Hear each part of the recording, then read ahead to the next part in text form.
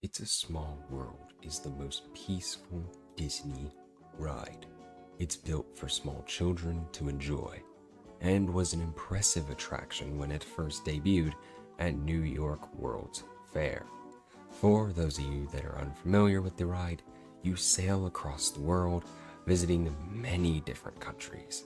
Disney Imagineers created small miniature dolls to fill the large space of the attraction. The amount of animatronics on the ride really did add to the impressive nature of the ride, but the story of the ride is very minimal. I'd go so far as to argue that there isn't an actual story, and that instead it's just a premise or an idea. Now, Disney would like to say that there is a story worth telling, since they've actually tried to adapt this ride into a film.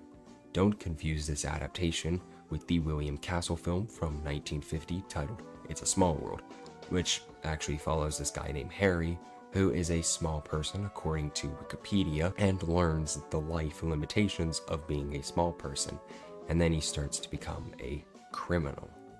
The film sounds odd to me and isn't rated well at all, so, don't pay attention to that. But the It's a Small World, ride is one of the very few rides that doesn't really make sense to me to build an entire film or TV show out of it. Many rides at face value for people that aren't very deep into the park fandom would look like, you can't really do anything about that. But for some of you guys might understand that a lot of these rides do have very intricate backstories woven into them that the Imagineers like to create.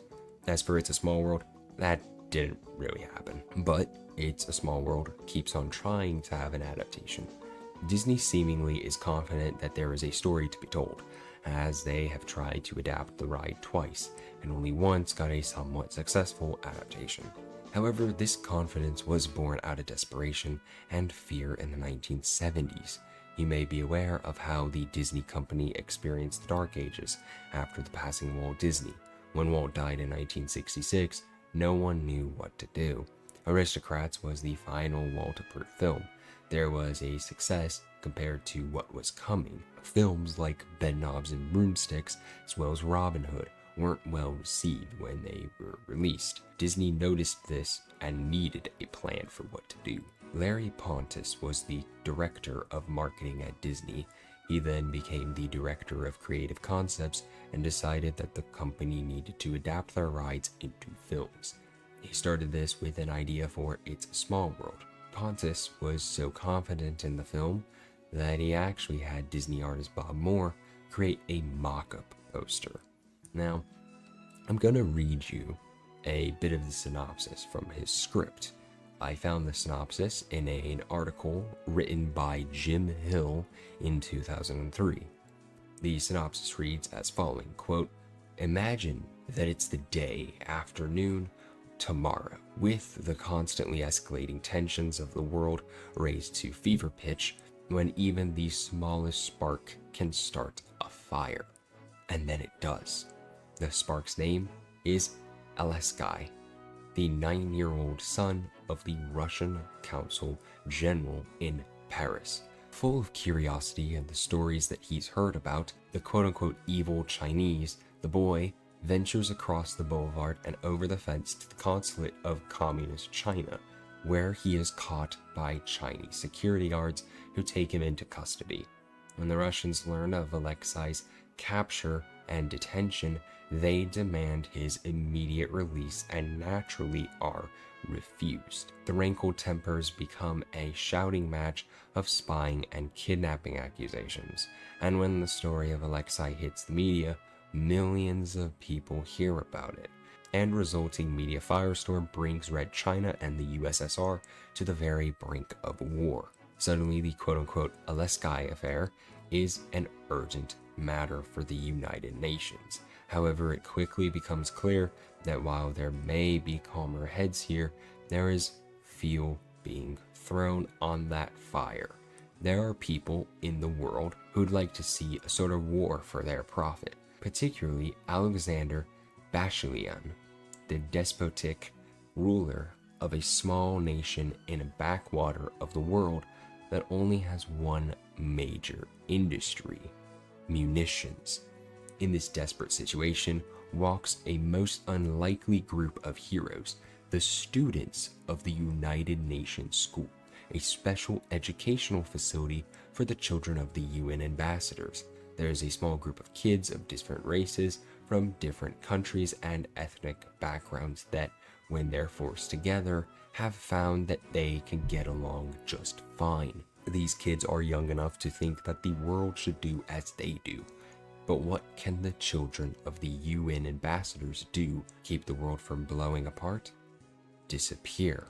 When they do, in a faked mass kidnapping plot hatched by the son of the UN ambassador from Iceland and the daughter of the US ambassador, the Alexei affair is instantly old news, forgotten by everybody, except Bashilian, the munitions deposit. Alexander tries to stir the fires of the war by casting blame for the crime on one or both of the nations entangled in the original affair. But when that fails, Bashilian sends in his agents to join the thousands already on the hunt, but with a dark goal in mind, to find and kill the children of the UN ambassadors with the hope of making a bad situation worse. But the United Nations children have other plans, not just to stop Bashilian and his evil agents, but to stop the world as well, to bring our planet back from the brink of disaster. Now, Jim goes on in this article to say that he has read the whole screenplay and that this synopsis that Pontus gave was very, very bare bones, and that actually the whole thing was much more brighter and lively and full of joy. I personally think that this script is far too complex to function as a Disney film.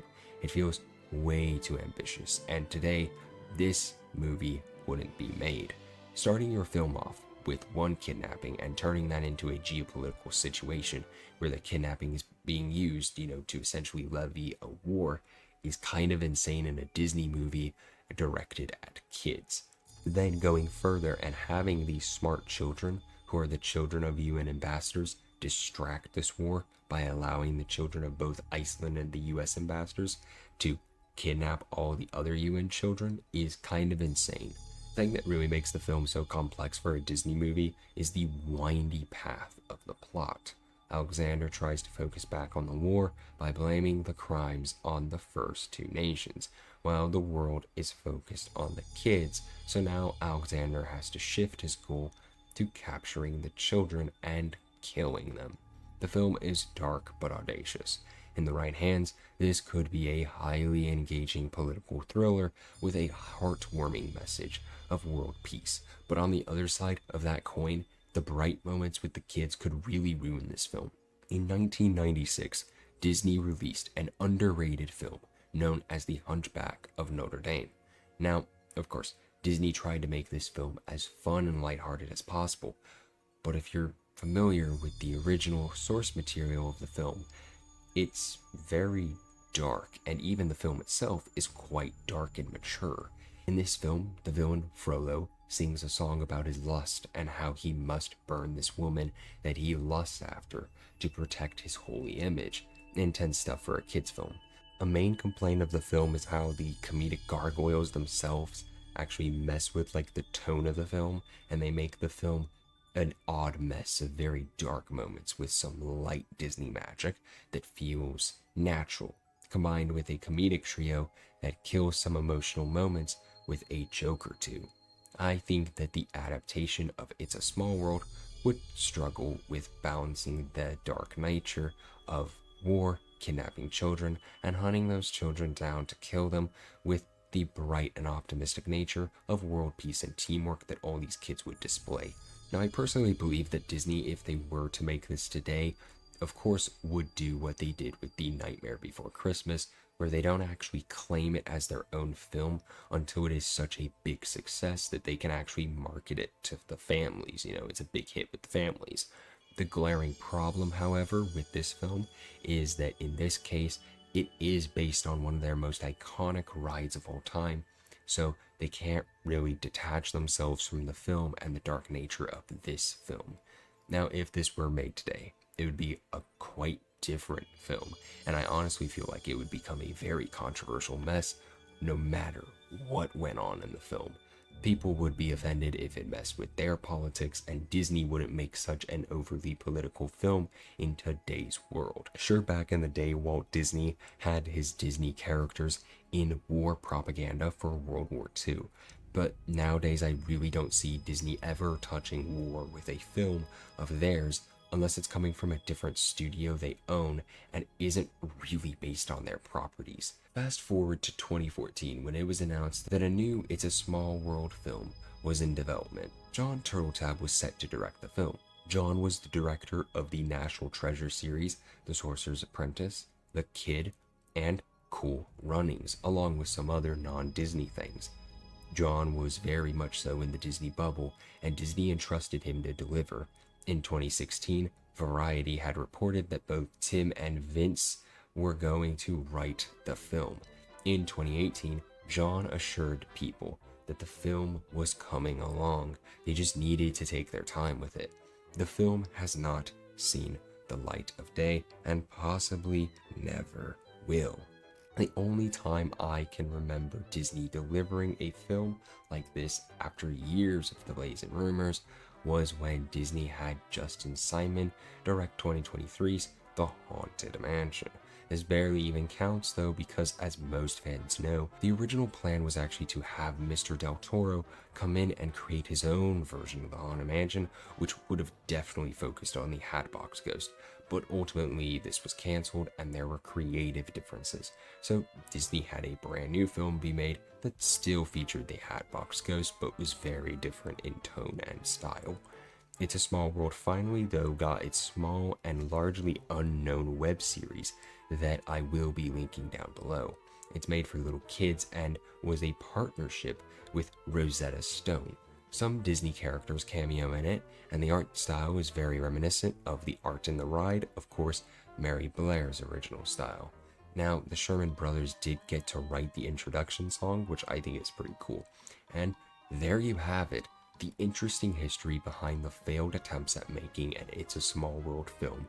I think someday we will get a full film adaptation of this ride, but I think that it'll be a much more child-friendly film that doesn't concern a geopolitical plotline. Next we come back for hopefully a very in-depth review of a quite well-made docuseries.